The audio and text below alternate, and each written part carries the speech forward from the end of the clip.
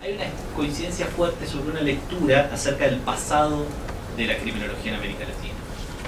Esa coincidencia pasa por dos ideas fundamentales. La primera es, el pasado de la criminología en América Latina es una larga historia de la criminología positivista, de su ascenso y caída. Es decir, el pasado de la criminología en América Latina es criminología positivista, su ascenso y su caída. Para decirlo de algún modo, es una historia con pocos episodios. Es la historia del ascenso de la criminología positivista y la caída de la criminología. La segunda afirmación fundamental es, ese pasado criminológico está asignado por procesos de importación de conceptos y argumentos generados en el norte global que fueron transportados al contexto de América Latina y fueron empleados constantemente por los intelectuales de América Latina sin dar cuenta de los problemas que ese proceso de importación tenía. Los intelectuales en América Latina leían la realidad que tenían delante de sus ojos a partir de los conceptos y los argumentos creados en Europa o en América del Norte, y eso les impedía ver las características de esa realidad en su propio contexto. Generaban una apropiación acrítica, y esta es la expresión, entre comillas, que está presente en los dos autores. Una apropiación acrítica. Rosa del Olmo dice, un consumo poco digerido, ¿no? La idea de un intelectual que consume argumentos y conceptos generados en el norte global, pero no los digiere demasiado. Por tanto, muy rápidamente lo que hace es reproducir conceptos y argumentos generados en otro lugar. Esta lectura del proceso de importación de argumentos y conceptos como un proceso de traslado, transposición, trasvase, que está allá, se traslada, se trasvasa, se transporta acá, le brinda al intelectual latinoamericano de los distintos contextos nacionales un rol extraordinariamente pasivo. El intelectual es alguien que lee lo que se produjo allá y lo transporta acá, lo traduce. Voy a volver después a esta expresión, a la idea de traducción. Lo traduce pensando en la traducción como traducción literal. ¿Se entiende, no? Porque, ¿no? Cuando uno trata de traspasar las palabras en una lengua de origen a unas palabras en la lengua de recepción, y para enfrentarse con ese problema lo resuelve reproduciendo exactamente las palabras de la lengua de origen con las palabras que serían las más cercanas en la lengua de recepción. El famoso filósofo y crítico cultural Walter Benjamin escribió en 1936 un artículo muy interesante llamado El deber de la traducción, o la tarea de la traducción. Entonces, Benjamin dice, si hay algo que cualquier persona que alguna vez tuvo que traducir un texto sabe que es imposible de hacer, es la traducción literal, porque te condena al fracaso. Es cierto que Benjamin se dedicaba a traducir poesía francesa al alemán, y por tanto, bueno, la tarea del traductor era muy difícil, pero innecesariamente más creativa. Pero Benjamin dice, esto pasa incluso con el lenguaje técnico, no solo con el lenguaje artístico, ¿no? Si uno trata de reproducir palabra por palabra la palabra de la lengua de origen en una lengua de recepción en forma literal, lo que hace es evitar que se transporte cualquier significado de esa lengua de origen a la lengua de recepción.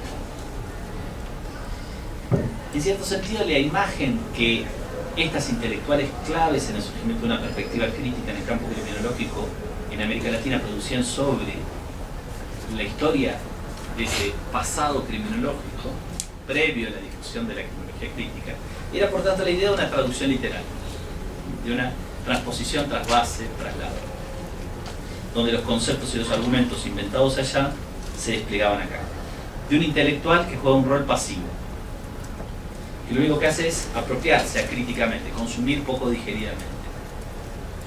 A su vez, estas intelectuales vinculan esa lectura del pasado criminológico a una clave de interpretación de la historia de América Latina, en términos mucho más generales, que por otro lado es muy importante en las ciencias sociales de la década del 70 en América Latina en general y en algunos de estos contextos nacionales en particular, que es la llamada teoría de la dependencia.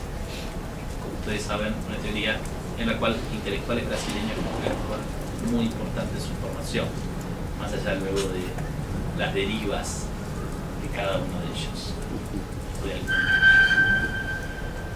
La teoría de la dependencia construía, por tanto, una idea de dependencia cultural entre centro y periferia del capitalismo que reproducía la dependencia económica.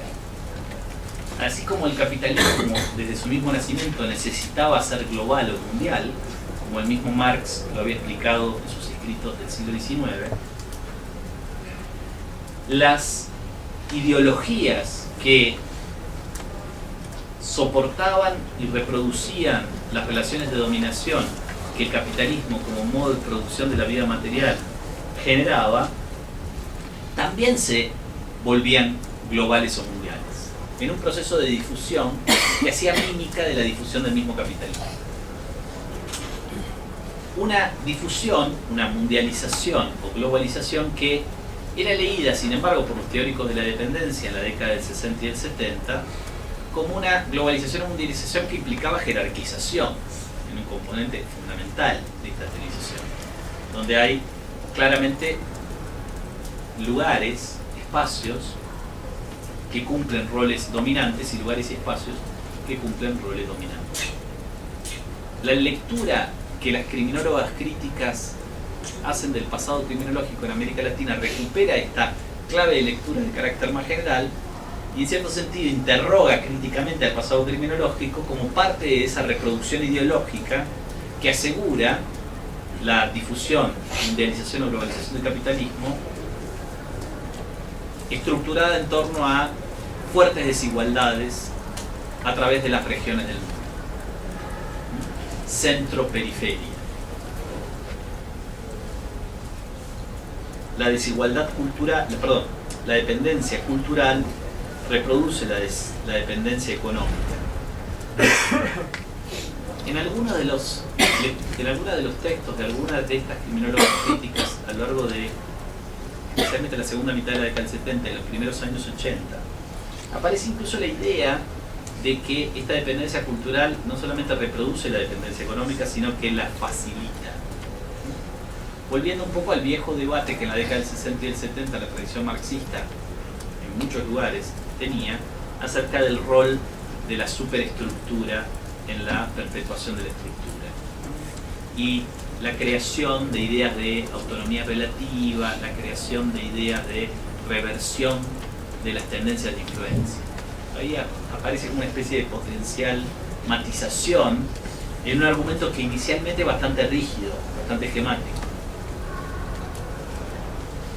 En particular, Rosa del Olmo es un personaje crucial en esta lectura, porque Rosa va a escribir la primera historia de la criminología en América Latina, que es América Latina y su criminología, un libro que se publicó en el año 1981 en español. Ese es un libro muy importante porque por primera vez hay un esfuerzo por reconstruir esta historia de la criminología, pero además terriblemente ambicioso porque lo que Rosa pretende hacer es hacerlo para América Latina. No hacerlo para un contexto nacional específico, sino construir una especie de lectura de un proceso de larga duración que atraviesa más de 100 años y que atraviesa fronteras nacionales, reconociendo las dificultades que eso tiene para alguien que trabaja con archivos de la década de 1970, es decir, con las posibilidades de la década de 1970. Hoy nos parece sencillamente inimaginable. Imagínense el tipo de trabajo que implicaba acceder a textos criminológicos publicados en Cuba en la década del 30 o en Chile en la década del 50 para alguien que vivía en Caracas en la década de 1970. No había digitalización, no había textos colgados en internet, no había archivos de acceso remoto. Era realmente una operación extraordinaria. En América Latina y su criminología, esta clave de lectura que yo acabo de presentar sintéticamente está presente estructurando el libro. es en gran medida, digámoslo así, un argumento basal del recorrido que el libro realiza. A Rosa del Olmo le interesa también iluminar, y lo hace muy bien a lo largo del libro, los esfuerzos por parte de los pensadores del norte global por difundir sus conceptos y sus argumentos. No solamente puntualizando en que esos conceptos y argumentos, como yo lo hice en la primera parte de este segundo bloque, están estructurados con una fuerte vocación de generalización y universalización, que viene con ellos, sino tratando de hacer una historia de los mecanismos concretos de difusión de esos conceptos y argumentos, en los que estos intelectuales militaron activamente, empezando por los congresos internacionales penitenciarios generados en los Estados Unidos primero en 1847 y luego difundidos a otras regiones del norte global, siguiendo luego por los congresos internacionales de antropología criminal generados primero en Roma en 1886 y luego difundidos a otras regiones del norte global, y pasando por último por los congresos internacionales de derecho penal nacidos en 1889 con la creación de la Asociación Internacional de Derecho Penal. 3 esfuerzos de difusión potencialmente planetaria de conceptos y argumentos vinculados a la cuestión criminal, cada uno de ellos con características distintas, cada uno de ellos involucrando vocabularios teóricos diferentes, cada uno de ellos vinculando incluso ideas en relación con la teoría, con el pensamiento científico, que son diferentes, porque los congresos internacionales penitenciarios nacieron como congresos de administradores de prisiones, ¿no? Como congresos en donde quienes se tenían que encontrar eran quienes tenían esa experiencia práctica y cotidiana de administrar la vida encerrada en una prisión. En todo caso, el rol de juristas o médicos era un rol bastante más lateral, porque el centro estaba ocupado por esos operadores del mundo carcelario y en todo caso por los filántropos de raíz religiosa que participaban activamente del gobierno de las instituciones carcelarias en la primera mitad del siglo XIX en buena parte de los países del norte global.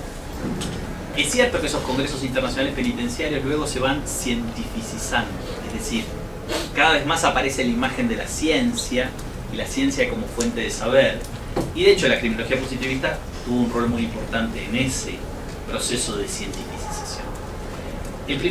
Los congresos internacionales de antropología criminal son muchísimo más claramente algo ligado a la criminología positivista, a su nacimiento y difusión. Fueron imaginados como una máquina de difusión de ideas.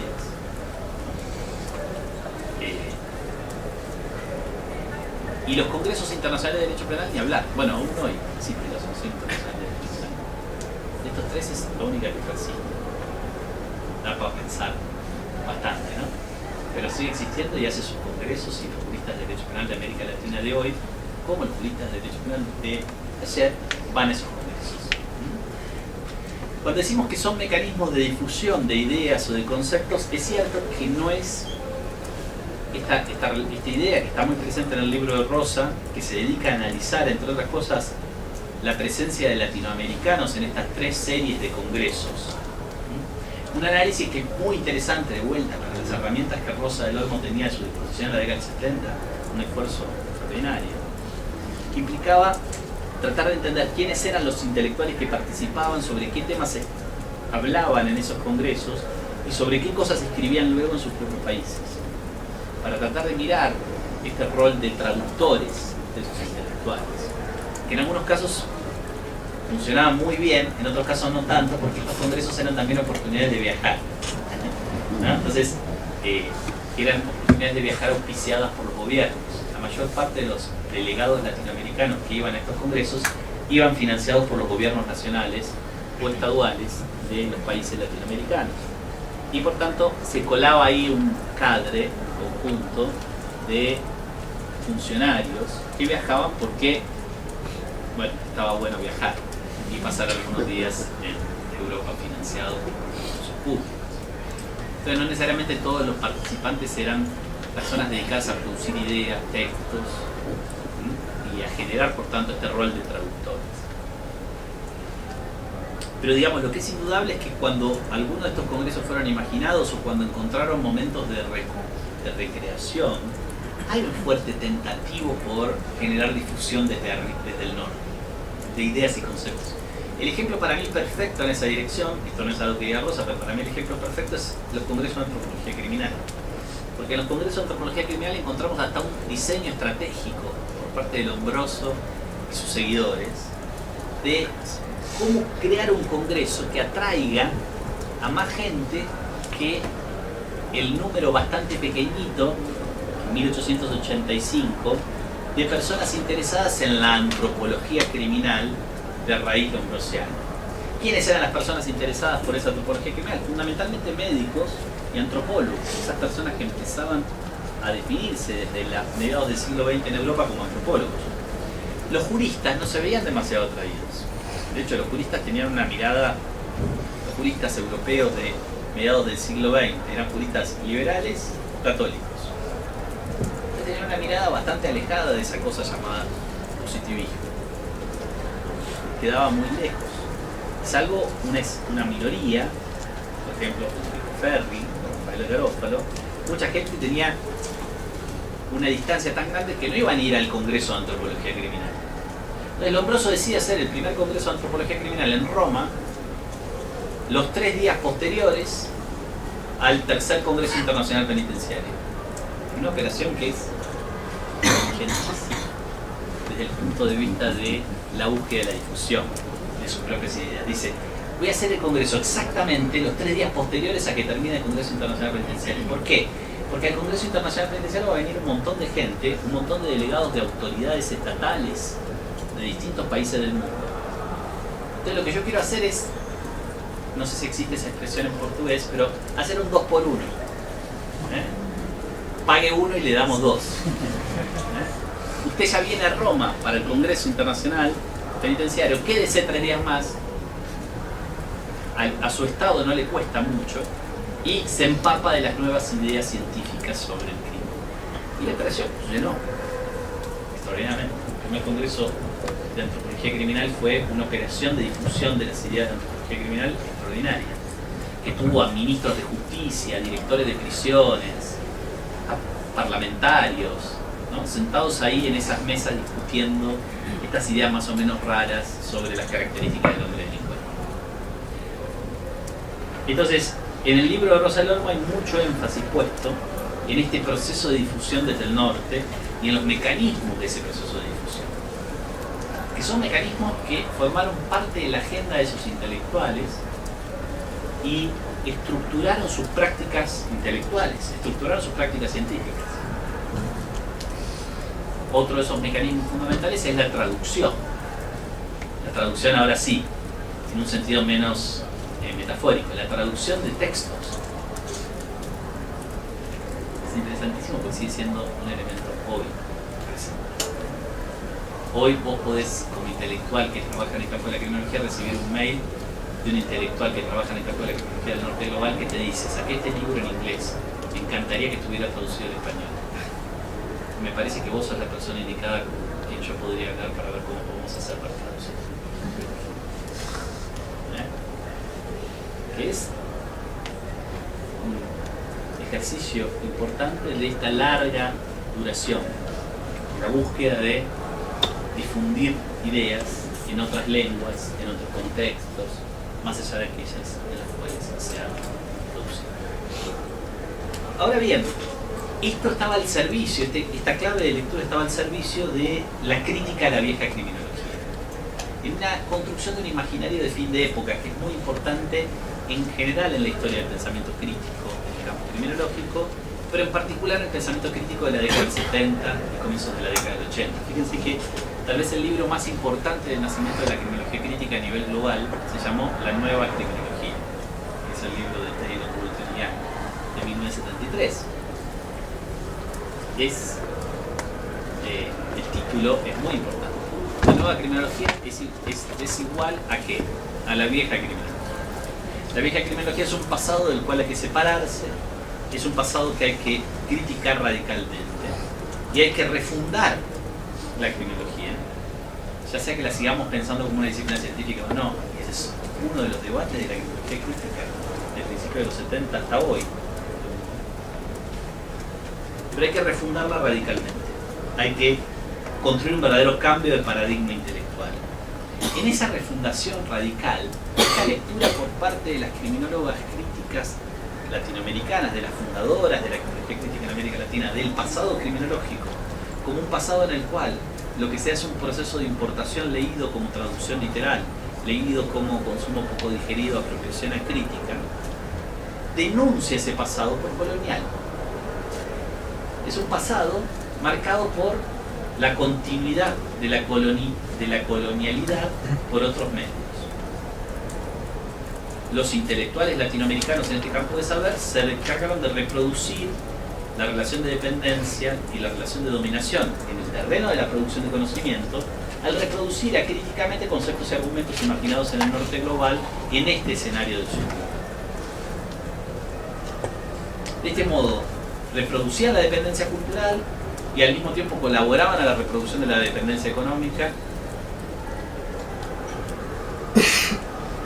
pero fundamentalmente generaban una criminología desencontrada de América Latina. Hay una frase en un texto interesante de Rosa del Olmo, que dice: en América Latina ha existido una criminología, pero no una criminología latinoamericana. Ha habido una criminología en América Latina, pero no una criminología latinoamericana. Esto es muy importante para entender este argumento.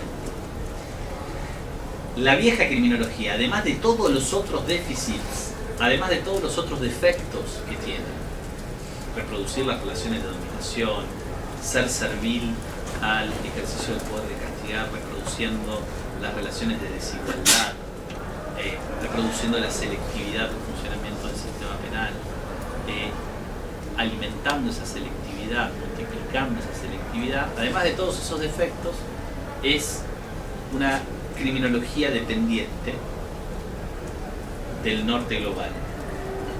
Y además de ser una criminología dependiente del norte global, es una criminología que desconoce la realidad de América Latina, que le da la espalda a la realidad de América Latina, que no mira esa realidad y no construye esos conceptos y argumentos en torno a esa realidad.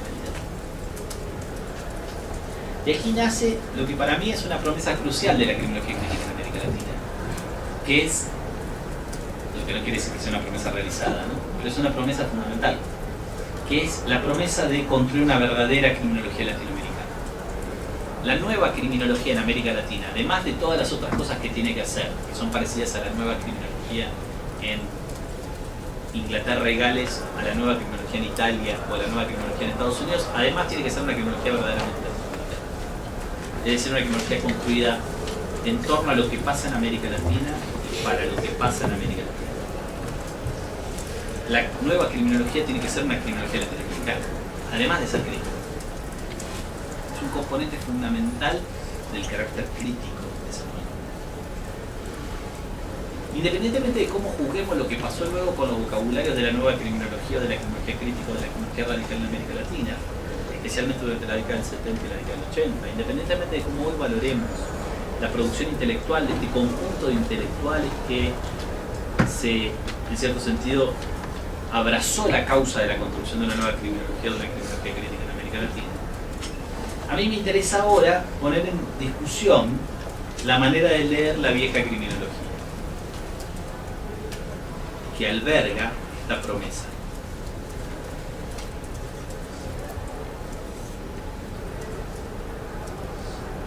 Que a mi juicio es una manera de leer la vieja criminología de carácter simplista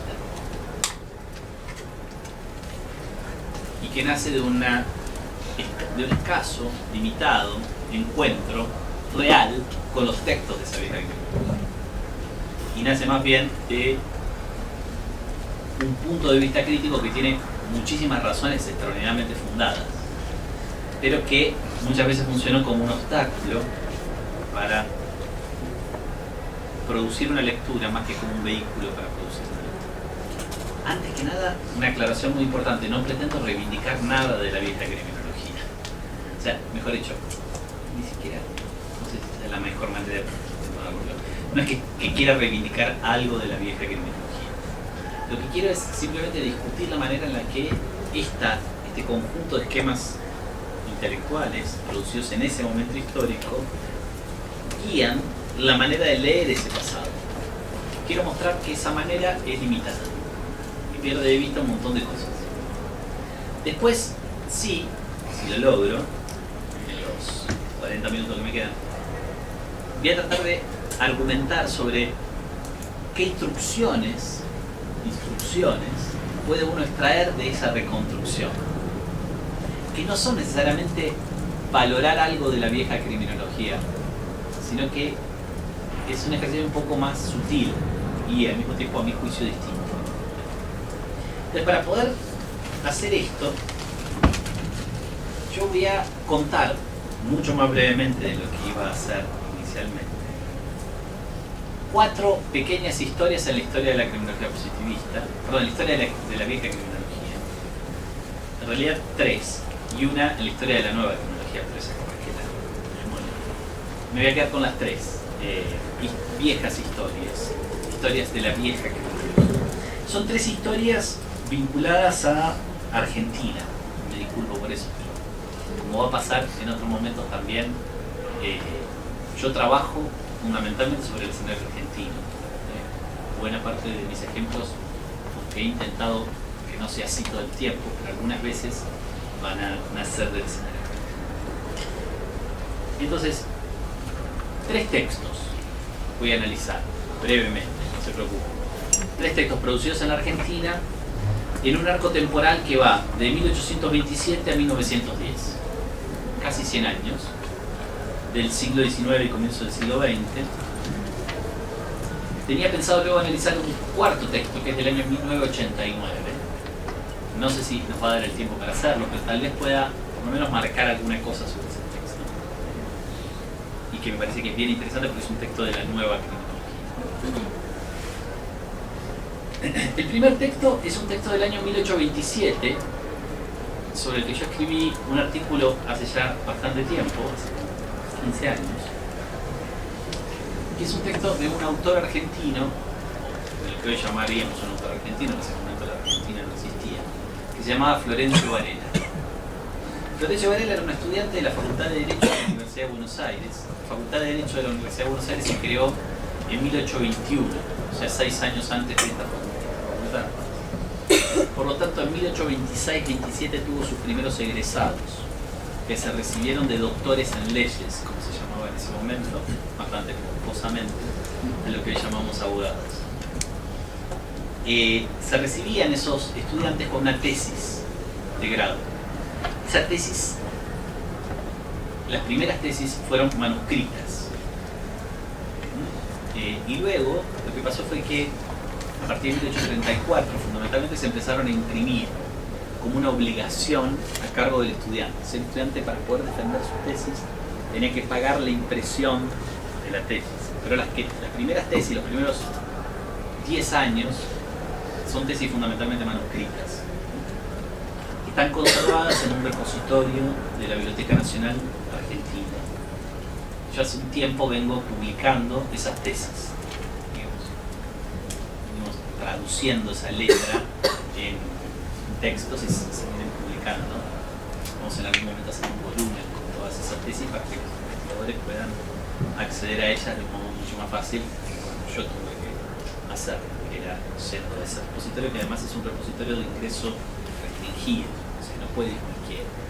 Un estudiante de doctorado no va a la Biblioteca Nacional y dice quiero ir a ver el repositorio y le dicen sí, pasá, sentate, sino que hay que hacer todo un procedimiento de acceso restringido para proteger los documentos originariamente, pero que en realidad funciona como muchas otras cosas, produciendo otra serie de efectos perversos.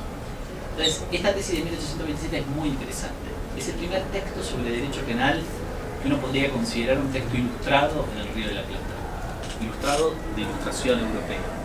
Es un texto en el cual se traducen una serie de argumentos típicos del discurso que comúnmente llamamos ilustrado sobre la cuestión criminal. Y aquí, a propósito, traigo a colación este texto justamente para irme a un horizonte temporal que no es el de la criminología positivista, que antecede la invención de la palabra criminología y antecede los vocabularios ligados a la criminología positivista.